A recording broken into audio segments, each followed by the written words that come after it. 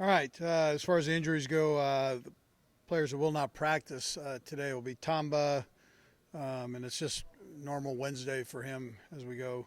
And then we have the three concussion guys: Abdullah, DeVito, and Thomas, and they're working through their protocol and doing all that, making progress there. And then Justin Houston will not practice today either.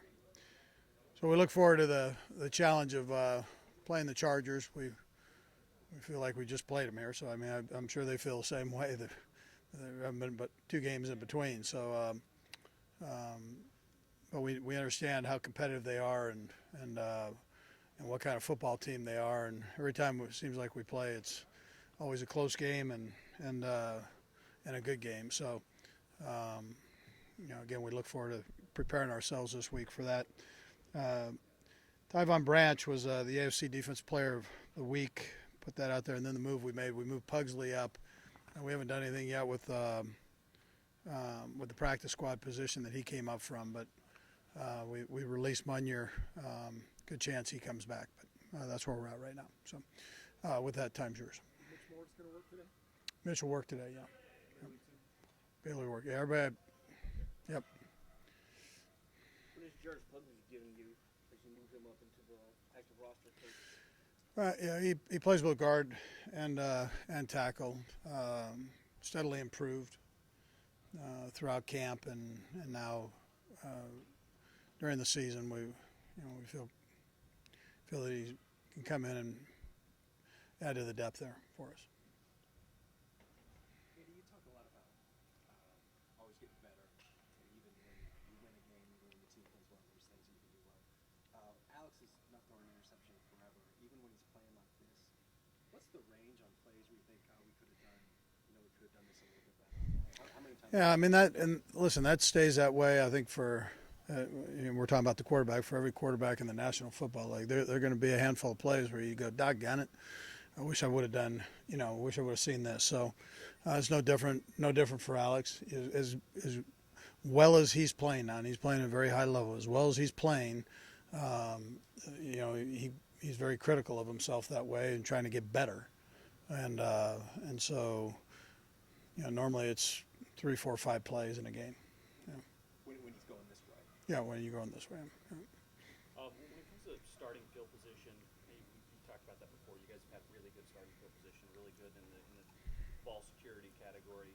What do you think it says about your team that maybe you struggle a little bit at times in that last game against Oakland and you still win by double digits? Yeah, well, listen, the first half, you take the 3rd, 4th, 5th series there, I believe it was, of the first half, and we went -4, -8, minus whatever it was. That was our start position. So, but the guys pushed through, and they pushed through a couple of the turnovers that took place, which we can learn from. You're in a bad weather part of the season right now, whether it's rain, snow, cold, whatever it might be. You got to focus on that part of it. You got to make sure you control the ball. But the mindset coming in at halftime, the mindset was always, listen, we're shooting ourselves in the foot right now. Let's tighten this thing up, get it right, and we'll be all right. But we got to do that. We got to fix it. And so it was a good positive mindset and at halftime there. Andy, you said something the other day. You were talking about play calling. You said, hey, every once in a while I'll go into a slump and I'll let Brad or Childress or Peterson take over. How often do you get in a slump, do you feel like? Oh, listen, You're I talk. saying that now, don't you? No, because and Andy Heck's in that boat too. So I mean, we all feed off of each other, and it's probably not. And I came up with Mike Holmgren, who would do the same thing. So I mean, the bottom line is what's best to be successful on the offensive side. I don't even know the number. I can't give you a number, but I have full trust in those guys. I mean, Doug Peterson's done a great job. I've watched him grow from being a player for me, now as a coach, and each year he's done this thing, now a coordinator, grow. And unfortunately, he's got a head coach that's an offensive guy. So when I say he doesn't get enough credit, he doesn't get enough credit for what he does. But I have full trust. I have full trust to turn the whole game over to him and let him call. I mean, it's something I enjoy doing, but I have full trust in in him doing it, and that's a comfortable feeling. And I've done it with Brad in the past, and then Andy Heck does the run game. And so when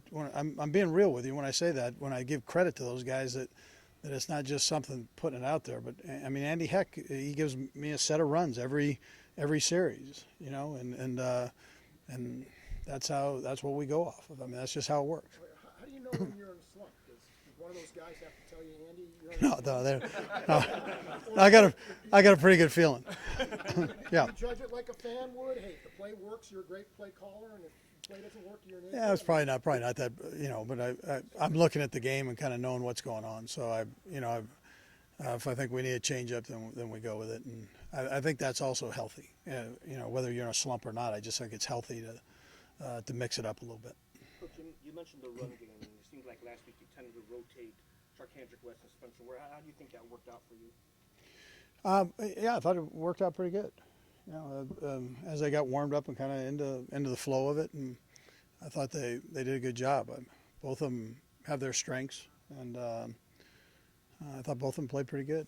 Is this something that the game will dictate depending on the situation, or is it something? Yeah, you know, I mentioned that after the game, Herbie, that I'd hate to get tied up in giving you something, kind of like what Adam's saying. I mean, you know, you get tied up, giving you something that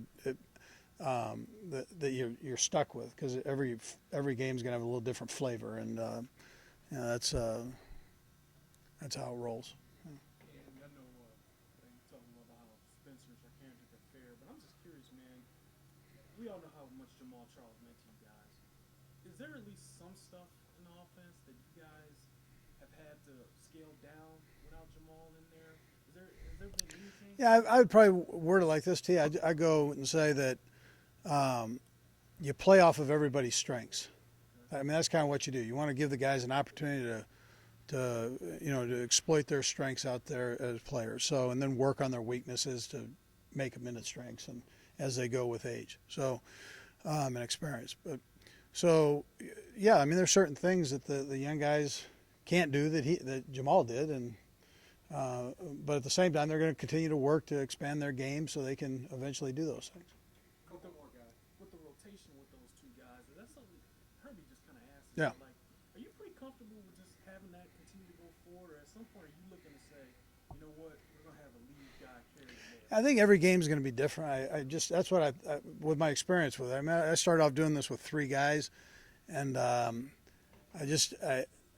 you don't want to tie it down to one. You want them both ready to go, and then go with it. And whatever the game presents, you kind of go with. And I'd hate to tie that thing down like that. There's never like an advantage. Is there an advantage to having just one guy you know is going to carry the rock? Well, the one advantage is that we know both guys can play, and we have full trust of both of them. I mean, that's probably the biggest advantage right there. I mean, that we're even talking about this is kind of a good thing, because we really like both guys, and we're very, very fortunate to have both of them here. And then you add Niall into the mix. I mean, you got three guys that you know can play the game. That's not a bad deal. I mean, it's a tribute to Doris and his crew, you know. So. You've won 6 in a row in a season that the offensive line, you'd have to call, been pretty turbulent with injuries and so forth. Does that surprise you that you've been able to do that? You had 6 different combinations started. Yeah, you know, I come back and give credit back to Andy and the things that he and Eugene have done with that group. They got a lot of young guys. Even with the starting 5 that we had, they're young guys. Grubbs was like the ancient mariner in there, man. But the other guys were young. And so I'm not surprised. It's been kind of neat to see them grow in different ways. I mean, they've all seemed to get a little bit better as they've gone on. And there's been great communication, which is good. Has that pretty much driven home the point that growth has to come in the game, under fire, when you can practice all you want? Yeah, I mean, it helps. Yeah, it helps. It's a little different when the lights are on. You know, it's a little different intensity level. Last one, BJ. Going in the fourth quarter of the season, seems like everybody's got their bumps and bruises you get towards the end of the season. What have you seen from the veterans like Derek Johnson as far as how he's been able to kind of keep this up and let him play at a high level, and how has he helped? Yeah, we've added some things into the recovery process for the players. Rick has. I think the players are taking advantage of it. There's two ways that players can go. They can kind of go, yeah, that's going to make me soft. That's kind of the old school approach. I think these kids that are coming up through colleges, they understand how, through college, they understand how the recovery has become such an important thing. And then the veteran players here have bought into it. Again, the way Rick has presented it and the facility that we've got over here, I think is, a big part of that. But they get in, they take care of their bodies, they're eating right, they're doing all the recovery stuff that takes place, but they're doing a good job with that. And then, DJ being the oldest guy, he and Tamba, it's important we keep an eye on them too and do our part from a coaching staff. So.